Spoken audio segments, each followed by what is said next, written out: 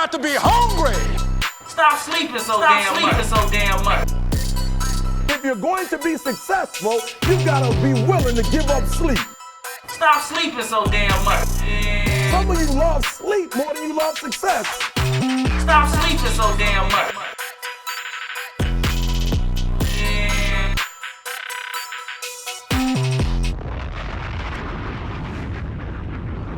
We look at the wealthiest people in America today: Warren Buffett, Michael Dell, of course, Bill Gates, Paul Allen, and the Walton family, all first-generation multi-billionaires.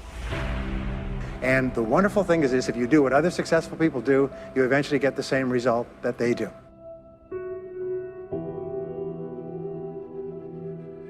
There are many ways to get the things that we want for ourselves in our lives.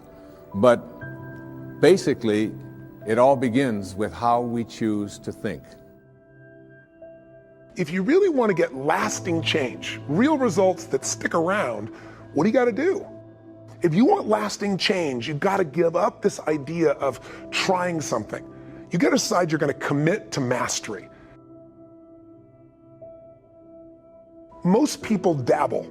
They talk about, well, I'd like to change my body, I'd like to make my relationship better, I'd like to have more passion there, but they don't know what to do, and even if they did, they don't have enough detail to be able to follow through. If we want to achieve another result that we've never achieved before, then we have to become somebody different. We have to upgrade our skills, we have to upgrade our behaviors, we have to master our emotions better. Self-made millionaires have been studied exhaustively, they've been analyzed, they've been interviewed by the hundreds of thousands and millions, and what we know is exactly who they are and what they do and how they think. And the wonderful thing is this: if you do what other successful people do, you eventually get the same result that they do.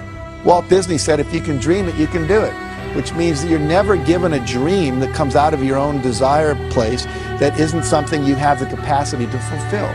You may have to learn some new skills, you may have to partner up with some people, you may need to learn how to access some new resources along the way, but all of that is possible if you'll simply dream the big dream. Have a mind that is open to everything and attached to nothing. One of the central principles of my life is that no one knows enough to be a pessimist about anything.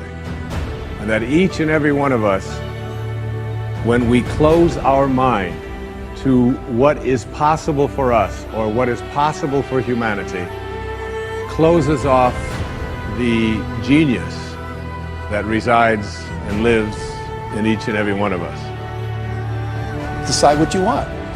You can't get from here to there unless you know where here is and there is.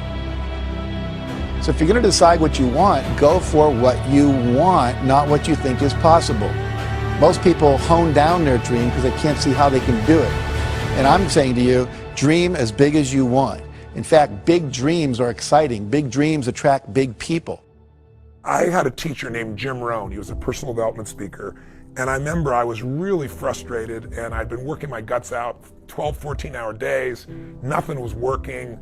And I was pissed off and I was frustrated. And he said, Tony, he said, you're so focused on expecting things to happen so fast. And he said, you know, if you really focus instead on building your skills, your gifts will make room for you. Today, people have no patience. We all want it right now. And people don't only not commit to mastery, they think they have all the answers. They try a few things. If it doesn't work, they run to something else. If you want a great jump in the quality of your life, an extraordinary jump in the quality of your life, you got to set yourself up to win. You got to set yourself up with a process that allows you to consistently grow, consistently enjoy your life, and consistently produce the results that you're really after. Success is very simple. If you have a clear goal, make a plan to achieve it, and then do something, at least one thing each day, that moves you one step closer to your most important goal. Progress equals happiness. If you're growing in anything, financially, spiritually, emotionally, in your relationship, in your body, you're going to feel better in your life. That's what we're made for. And I think we're meant to grow so we have something to give. You know, you can't give something you really don't have. Form good habits and make them your masters. Most people are interested, they're not committed.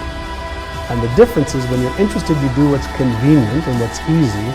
When you're committed, you do whatever it takes. When you're interested, You do what's easy and what's convenient for you. But when you're committed, I'm going to get that result, you put everything into it until you get the result. You got to get going. You got to take action. The disciplines is the miracle process. And here's how to get the miracle of your future going as far as disciplines are concerned. Number one, do what you can.